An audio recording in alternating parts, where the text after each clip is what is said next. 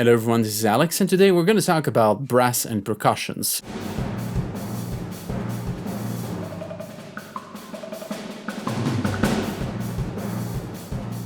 So in this video I will give you 15 tips on how to write for brass and percussion instruments. And as an example I will use a piece that I composed recently for brass and percussion ensemble. Anything I say today can be helpful for you even if you're writing for a whole orchestra. If you're writing orchestration for whatever music that you're doing, these tips will help you to understand how brass and percussions work together. Before we dive in, make sure you subscribe, and now that you are, let's go. So my first tip for you, if you want to have a soft brass chorale with horns, but you want to add a bass line underneath, instead of using the trombones, which are hard brass instruments and are a much more bright instrument than the horns, try and use the tuba. The tuba provides this very strong bass and blends very well with the horns. Let's hear it in this example, where I also use the euphonium.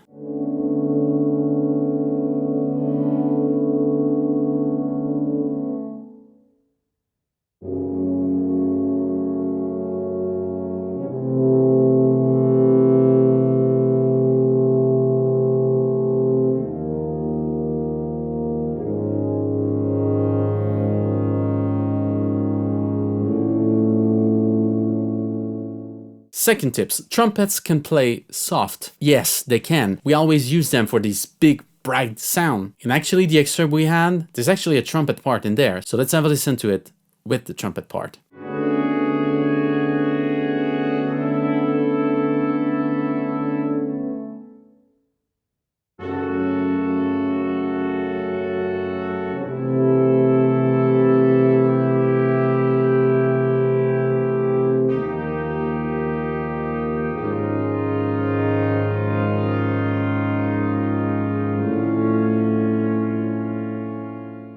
Third tip, don't systematically use bass doublings. Doubling, for instance, your bass trombone with the tuba is very powerful, but if you're doing it every time, it's gonna feel heavy. So try to build your discourse around that. Try and play with this kind of off and on effect of doubling. Like in the example that I present here, I double some of the lines and sometimes a little bit with less instruments, and you'll see that only towards the end I put everybody together to create this very strong bass line.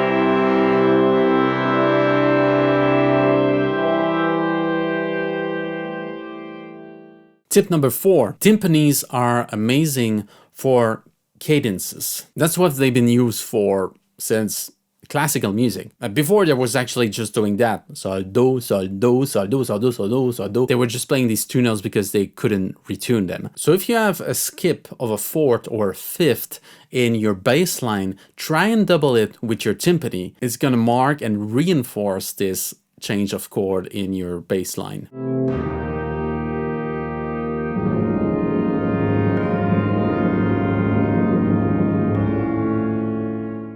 Tip number 5. The Glockenspiel is a very interesting instrument. It's one of the highest instruments of the orchestra. So when you play notes with it, it's really like this kind of shimmering kind of sound. So we're always trying to be careful as to how much Glockenspiel we use in our piece. But there's certain situations, like the example I'm going to present, where there's these long notes in the brass instrument. And the Glockenspiel is just playing a lot of notes and adding a lot of brilliance in the sound. And actually the fact that this instrument is up there alone, it's not disturbing any instrument unless you're playing with the piccolo, maybe the eye flute. Well, it creates this very kind of shimmering sound that we can hear right now.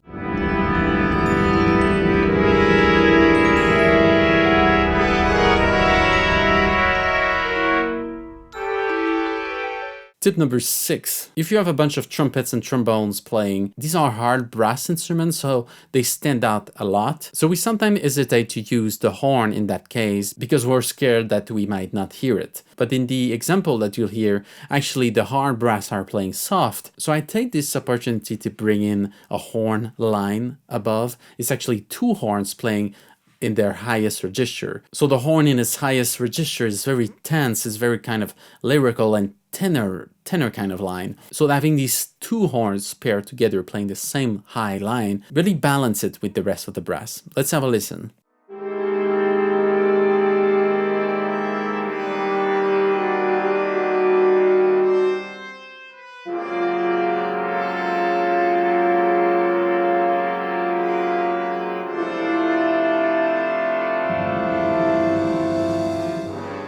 Tip number 7. When you have the chance to have a big group of percussionists, using a drum kit is amazing. It's not something that we usually associate with the orchestra, but it's very much associated with big bands and brass ensembles. And when I have a chance when I'm writing for orchestra, I like to use a drum kit because it gives so much drive to your music with just one performer, and it's such a complete instrument. You got toms, you got a snare, you got a kick drum, you got cymbals. You have everything that you need in your arsenal to create such a wide array of textures. So when on top of that you got, like, let's say 3 more percussionists, you got this opportunity to blend in even more textures in there. So in this piece I used the drum kit, I used the timpani, I used the snare drum and a group of wood blocks. Let's have a listen to the result.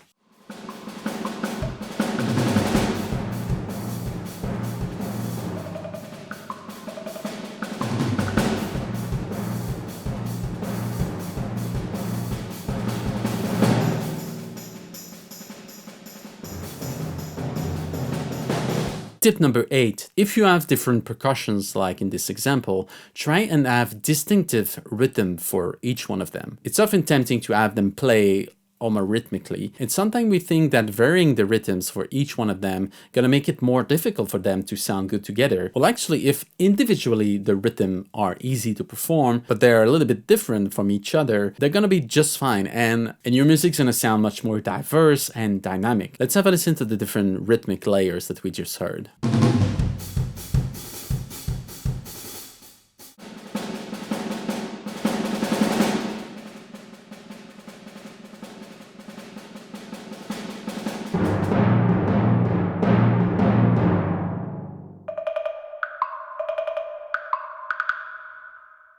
Tip number 9. High trombones can pair very well with trumpets in stack chords. They're all hard brasses, so don't hesitate to have these high trombones lines. These instruments can play very high.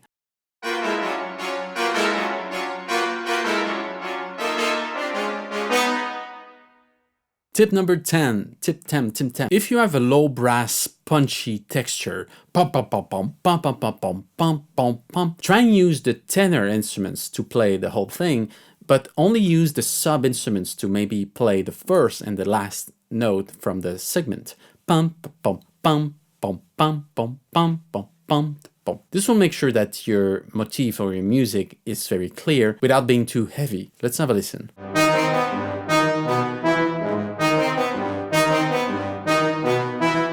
Tip number 11. Well, I'm missing fingers now. 11. We go back to the horns. Although horns are softer instruments than hard brass instruments, they can really make themselves heard if you ask them to play accents and very loud dynamic. You can sometimes ask them to play fortissimo in just a forte passage. They will really stand out and bring something to the texture of your music. They do have this kind of low mid kind of sound. So even though if you don't hear them super clearly, you will hear them expand coming in and maybe have this kind of like high brilliant sound on these very strong dynamics.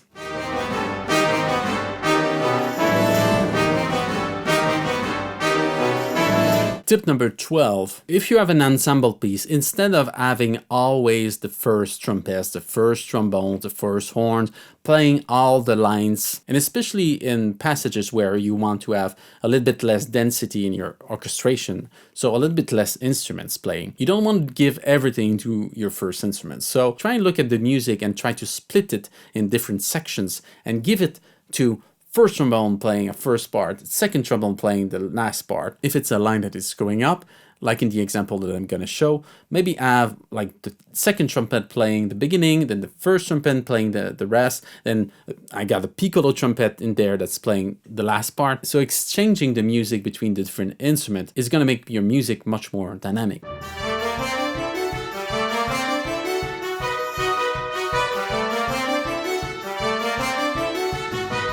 Tip number 13. For the brass instrument, when everybody's there, it's usually the loudest part of the piece, whatever kind of ensemble you're having. So try and keep the tuttis for the very important moments. So for me in this piece, there was this one part that 3/4 of the piece that everybody was playing together, these big bright chords and different lines crossing, but everybody's playing at this time. So we'll hear that in a second, but also towards the end, there's this other tutti moment that I kept for the climax, the big climax to end the piece. It's kind of tempting sometimes to have everybody playing, but if it only arrives at this very strategic time, then it's going to be so much more impactful.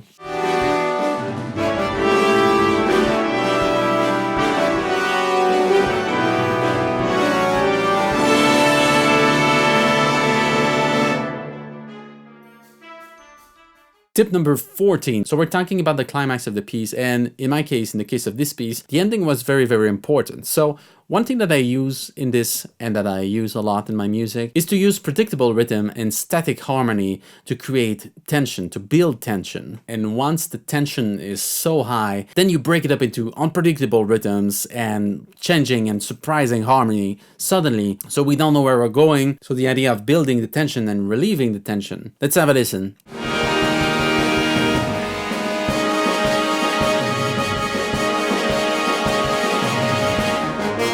And then my tip number 15, when you have this high amount of tension, right after this moment that you heard, that this moment where I take off all the low register instrument, and the only one that's playing, it's this high trombone.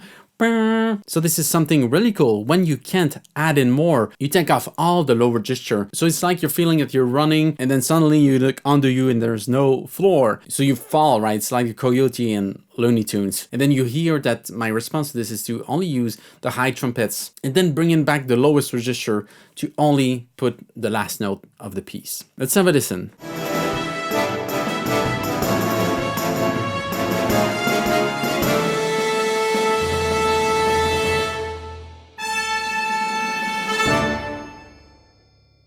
So I hope these 15 tips helped you to understand a little bit more about brass and percussions, and I hope you can implement these into your own music. Give this video a thumbs up if you liked it. Let me know in the comments below if you have questions. I'm a great comment responder. Everybody says it. So take advantage of this. All right, so thanks everyone. I'll see you in the next one. Bye-bye.